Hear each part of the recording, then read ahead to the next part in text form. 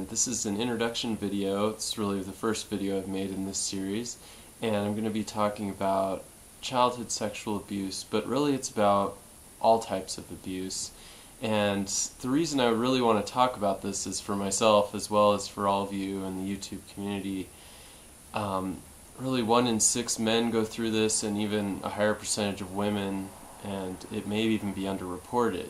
But the thing is, often with abuse, the isolation that the victim experiences is really what causes the most damage in these cases.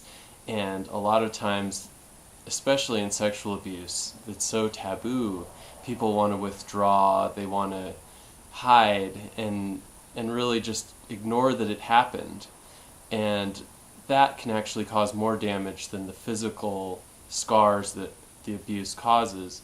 You end up with these mental scars and these thought loops that I'm not good enough, I shouldn't have had this happen to me, why did this happen, I can't talk about it with anyone. And that's really the first step. So to recover, and a big reason why I'm making this video, is that you need to reach out to somebody, even if it's just yourself. One of the big things that helped me at the beginning was just writing down what had happened. It takes it out of, it almost makes it in third person.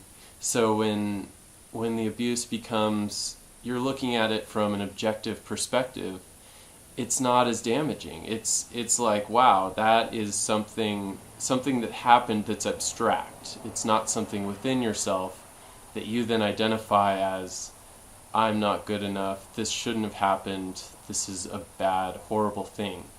Now it is a terrible thing, but it lets you take a step back from it and say, this is part of what happened to me. I can start to deal with this. It doesn't need to rule my life. It was part of my life, but it doesn't need to rule it. Because when we start really getting back in that isolating ourselves, you get in these loops like, I should hide out, I'll do the least possible. I'll just go, hide in my room, and then I just want to hide from everything. And pretty soon you start feeling worse and worse and worse, and you're trapped and isolated, and that's just not a way to get through it. So I guess just in this first video, I'm throwing it out there that I went through this, and by taking baby steps, by telling somebody, even if it's just someone that you can pay to keep the secret, like a therapist that's a close friend, even if it's just writing it down, you need to start taking steps to get on that path. And I'm excited that you're watching this video. That means that you're with me.